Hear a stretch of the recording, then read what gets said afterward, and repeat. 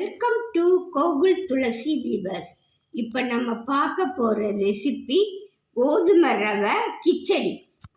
அதுக்கு 1 டம்ளர் கோதுமை ரவையை எடுத்து வச்சுக்கிறேன். ஒரு ரெண்டு கேரட்டு பொடியாக நறுக்கி வச்சுருக்கேன். கொஞ்சம் பீன்ஸ் பொடியாக நறுக்கி வச்சுருக்கேன்.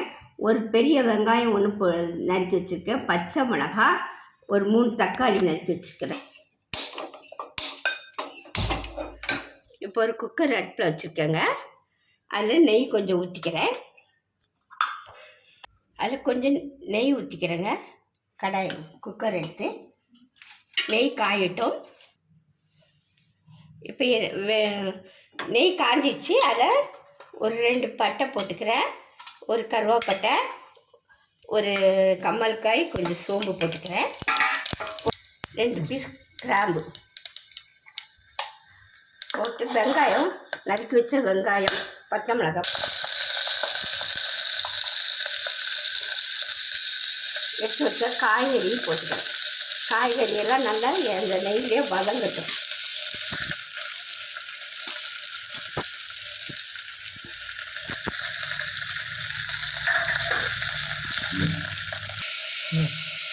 இந்த காய்கறிக்கு கொஞ்சம் உப்பு போட்டுக்கிறேன்.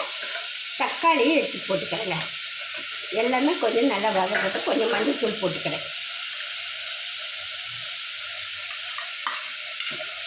இது சுகர் பேஷண்ட்டு எல்லாருக்குமே நல்லது. இந்த ரவையில் கிச்சடி பண்ணலாம், பொங்கல் பண்ணலாம், ரவை உப்புமா செய்யலாம், கஞ்சி செய்யலாம். இது சுகர் பேஷண்ட் சாப்பிட்டா அவ்வளோ நல்லதுங்க. அடிக்கடி நீங்கள் உணவில் சேர்த்துக்கணும்.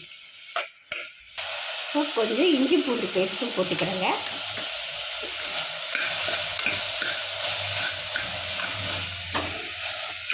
கொஞ்சம் பாதி வதங்கிறதுலே வேகணும். காய் நம்ம உடம்புல சேர்கிற மாதிரி இருக்கும். நிறைய காய் போட்டால் அவ்வளோ காய்கறி நம்ம உடம்பு சாப்பிட்றது அவ்வளோ நல்லதுங்க.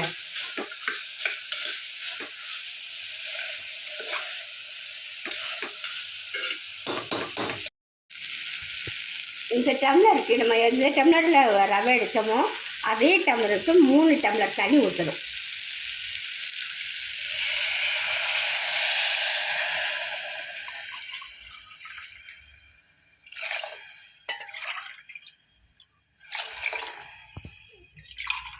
காய்கறி வேகிறதுக்கு ஒரு 1/4 டம்ளர் ஊற்றிக்கணும். இப்போ ஒரு 1/4 டீஸ்பூன் மிளகாத்தூள் போட்டுக்கிறேங்க. கொஞ்சம் கரம் மசாலா தூள்,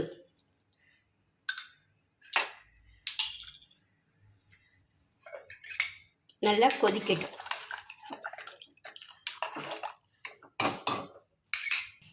இப்போ நல்லா கொதிச்சிடுச்சிங்க. நம்ம ரவை எடுத்து அதில் போட்டுடணும். இது கொஞ்சம் வேகிறதுக்கு லேட் ஆகும். அதனால் சிம்மிலே வச்சு வேக வைக்கணும். அப்படியே மூடி வச்சிடணும். பாருங்கள், நல்ல கலர்ஃபுல்லாக ரவை கிச்சடி ரெடி ஆயிடுச்சு. சம்பா ரவை கிச்சடி, சத்து மிகுந்த ரவா கிச்சடி ரெடி. இப்படி இது மாதிரி இருந்தால் போதும். ஆஃப் பண்ணிட வேண்டியதான். அது கொஞ்ச நேரம் ஆறின பிறகு இறுவிடும். சத்து மிகுந்த ரவா கிச்சடி, கோதுமை ரவா கிச்சடி ரெடி ஆகிடுச்சு பாருங்கள். தொட்டுக்க உடச்சக்கடலை தேங்காய் சட்னி. இந்த ரெசிபி உங்களுக்கு பிடிச்சிருந்தால் சப்ஸ்கிரைப் பண்ணுங்கள், ஷேர் பண்ணுங்கள், கமெண்ட் பண்ணுங்கள், லைக் பண்ணுங்கள். உங்கள் ஃப்ரெண்ட்ஸுங்களுக்கெல்லாம் ஷேர் பண்ணி விடுங்க. எங்களுக்கு ஒரு ஆதரவு கொடுங்க.